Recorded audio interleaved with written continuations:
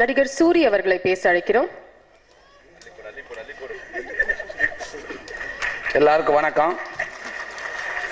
இவ்வளவு பேர் இருக்காங்க, கண்டிப்பா நம்மளை கூப்பிட மாட்டாங்கன்னு நினைச்சேன். கூப்பிட்டாங்க. ஜான்சன் என்கிட்ட கேட்டேன், அண்ணா என்னைக்காவது ஒரு கொஞ்சம் லென்த் ஒரு மேட்டர் அவுத்து வரேன்னு அப்படின்ட்டு. பொங்கலுக்கு யாருமே இருக்க மாட்டாங்க, களி வெள்ளை அடிப்பாங்க தேட்டர், அன்னைக்கு வேண்டாம் பேசிக்கிட்டே இருக்கேன்டாப்புல. சரி பரவாயில்ல விட்டேன். இன்னைக்கு இந்த இடத்துல இவ்வளோ பெரியவங்க முன்னாடி நான் மேலே ஏறி இந்த இடத்துல நின்று நான் நடிகன் அப்படின்ட்டு என்னை 2 பேரும் சொல்கிறாங்க. அது காரணம் எங்கள் அண்ணன் சுசீந்திரன் தான். 15 வருஷமாக நான் கஷ்டப்பட்டு இருந்தேன். கரெக்டாக கஷ்டப்பட்டவங்களா கூப்பிட்டு வாய்ப்பு கொடுத்தாரு. அப்போ எனக்கு என்னையும் கூப்பிட்டு ஒரு வாய்ப்பு கொடுத்து இன்னைக்கு புரோட்டான் சாப்பிட்றது ஏதாவது யாவும் போனால் நேரம் என்ன நான் தான் யாபத்துக்கு வரேன் அப்படின்னு நிறையா பேர் சொல்கிறாங்க. அதுக்கு அண்ணனுக்கு ரொம்ப ரொம்ப நன்றி சொல்லிக்கிறேன். அது காரணம் நான் எழில் சாருக்கு தேங்க்ஸ் சொல்லிக்கிறேன். ஏன்னா தீபாவளி படத்தில் ஒரு வாய்ப்பு கொடுத்து அங்கே அண்ணன் உதவி இயக்குனர், அதில் எனக்கு அண்ணன் அறிமுகம் கிடைச்சாரு. இப்படி ஒரு பெரிய தங்கத்தை கொடுத்த எங்கள் அண்ணனுக்கு நன்றி சொல்லிக்கிறேன்.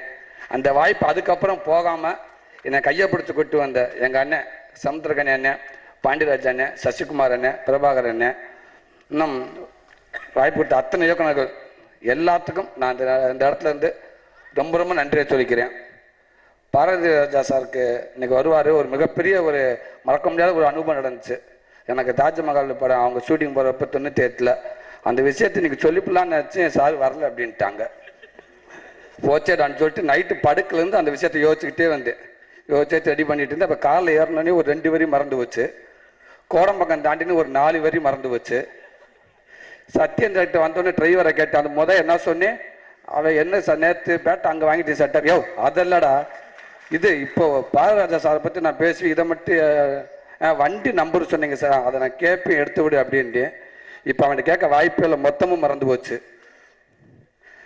ஏன்னா அந்த ஆஃபீஸில் அந்த 90 தாஜ்மஹால் பண்ணுறப்ப வாய்ப்பு கேட்டு போகிறப்ப என் ஃப்ரெண்டு ஒருத்தன் கிருஷ்ணேண்டு 2 பேரும் அப்பப்போ வாய்ப்பு தேடி அங்கே போவோம். கரெக்டாக பாரதிராஜா சார் வெளியில் வர்றப்ப கெட்ட போய் ஓடியாந்து சட்டையை பிடிச்சி தள்ளி கொண்டு போயிடுவாங்க. எங்களை கெட்ட விட மாட்டாங்க. திருப்பி அங்கேயே இருந்துக்கிட்டே இருப்போம். சாயந்தரம் வருவார், ஓடியாந்து கெட்ட வரையும் திருப்பி சட்டையை பிடிச்சி தள்ளி கொண்டு போயிடுவாங்க. அங்கே அப்படியே கோத்தை வெளியில் வர்றப்ப அந்த இஸ்திரி பண்ணுறங்க, இப்போ தம்பி நீங்கள் எந்த ஒரு மதுரையாண்டார் என்ன எங்கெங்க டெய்லி வரையும் பார்க்க விட மாட்டேன்றாங்க. இப்போ பாரதிராஜா கிராமத்துக்காரு எப்படி தெரியுதுன்னா உங்களுக்கு இப்பெல்லாம் வந்து வாய்ப்பு கொடுக்க மாட்டார். நல்ல கைலியை கட்டிக்கிட்டு நல்ல ஒரு மாதிரி அப்படி ஒரு கையில் தவசை கட்டிக்கிட்டு அப்படி கிராமத்துக்கார மாதிரி வாப்பா கண்டிப்பாக வாய்ப்பு கிடைக்கும் அப்படின்றாங்க. மறுநாள் நானும் அந்த என் ஃப்ரெண்டு கிருஷ்ணன் 2 பேரும் சேர்ந்து கைலியை கட்டிக்கிட்டு டவுசர் நல்லா இறக்கி விட்டுக்கிட்டு இங்கே இதில் உதவி இயக்கணும் யானை வந்து ஒருத்தர் என்னோட நண்பர் தாயத்தோனை கட்டி விட்டு அப்போ இவ்வளோ பெரிய தாயத்தை கட்டி கிட்ட வாண்டு கூட்டு மண்டையெல்லாம் கசக்கி விட்டு அப்படியே பப்பரை பாண்டுக்கு இப்போ கண்டிப்பாக கூப்பிட்டே பேசுவார் அப்படின்ட்டாங்க. நேராக போயிட்டு நான் அதே மாதிரி போனோம். அந்த கேட்டுக்கிட்ட ஒரு 10 பேர் நின்றாங்க. எனக்கு என்ன நம்மள மாதிரி 10 பேருக்கு எல்லாமே கைலி கட்டி நிற்கிறாங்க, கையில் வச்சுக்கிட்டு.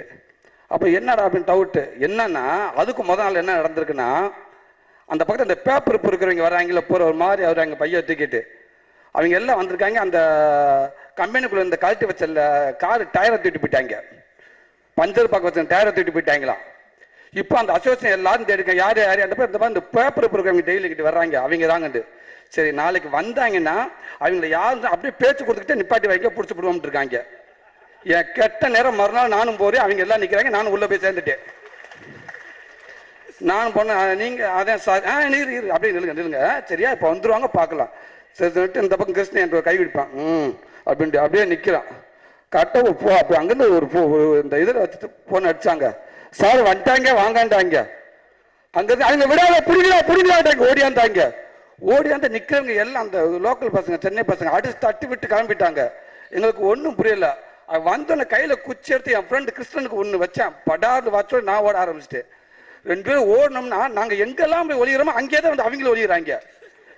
போங்கடா அங்கிட்டு போங்கடா என்ன சீனராமசாமி சொன்ன அடிக்கடி நான் மதுரைக்காரன் ஊர் வந்து கிளம்புறப்ப எங்கள் ஊருக்கு சொல்லுவாங்க, மாப்பிள்ள சென்னைக்காரன் மதுரைக்காரன் மட்டும் சொல் அரல் வாங்க மதுரைக்காரன் மட்டும் சொல்ல அப்படின்டாப்ல. அது மட்டும் எனக்கு அப்போ ஞாபகம் இருந்துகிட்டே இருக்கும். வந்து உட்காந்து என் ஃப்ரெண்ட் என்ன போயிட்டு அந்த பேப்பர் பொறுக்கிற பசங்களை 2 அடி பல அடிச்சு விட்டேன். அவங்க பூரா வாண்டுங்க சுத்திக்கிட்டாங்க. பொழுக்கு வைக்கிறாங்க. அவனை மதுரைடானுங்க டம்முண்டு அடிக்கிறாங்க. மதுரைக்காரன்டா டம்முண்டு அடிக்கிறாங்க. சொல்லாத சொல்லத்தை அடிச்சுட்டே இருக்காங்க. சொல்லாத பேசாம விடுறா இங்கா பாரு மதுரை திருப்பி அடிக்கிறாங்க. அடித்து இழுத்து கொண்டு வந்துட்டாங்க. நேரம் வந்து எனக்கு அந்த வாட்ச் அந்த துணி தைக்காத கண்ணிலே தெரிஞ்சான். நான் பாடுக்க வந்தாலும் வந்திருப்பீங்க, நீ நல்லா கையிலேயே கட்டிட்டு வா, தாயத்தை கட்டிட்டு வான்ற ராஸ்கல், நீ சொன்னதான இவ்வளோ பிரச்சனை இருக்குது.